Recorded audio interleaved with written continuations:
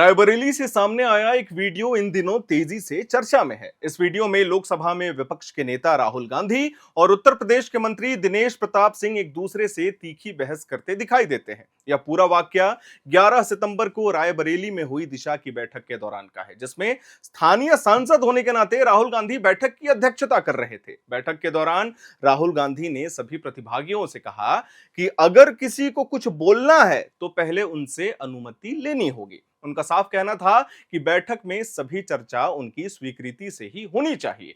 इसी बात पर माहौल अचानक से गर्मा गया और वहां मौजूद मंत्री दिनेश प्रताप सिंह ने राहुल गांधी की इस बात पर आपत्ति जता दी। मंत्री ने तीखे जवाब देते हुए कहा कि जब राहुल गांधी खुद लोकसभा में स्पीकर के निर्देशों का पालन नहीं करते हैं तो उन्हें भी राहुल गांधी के निर्देश मानने की कोई बाध्यता नहीं है। उनका कहना था कि इस तरह की बैठकों की भूमिका और दायरा सरकार के दिशा निर्देशों से तय होता है और अध्यक्ष केवल उन्हीं नियमों की निगरानी और अनुपालन के लिए जिम्मेदार होता है पूरी तरीके से।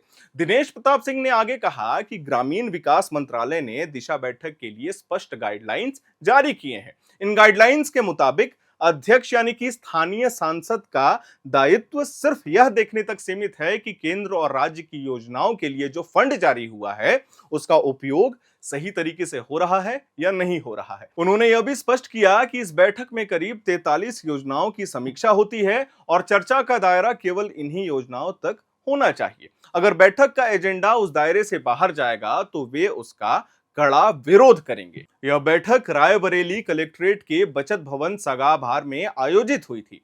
बैठक में जिले के डीएम, प्रशासनिक अधिकारी, विधायक, ब्लॉक प्रमुख और कई स्थानीय प्रतिनिधि मौजूद थे।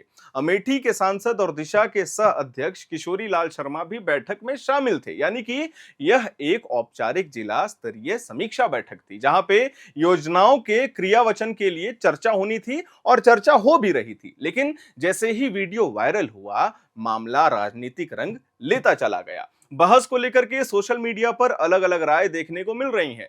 राहुल गांधी के समर्थन इसे अध्यक्ष के अधिकार और अनुशासन का हिस्सा बता रहे हैं, वहीं भाजपा के पक्षधर इसे बैठक के एजेंडे से भटकाना और नियमों का उल्लंघन करार दे रहे हैं। दो तरह की बातें हो रही हैं।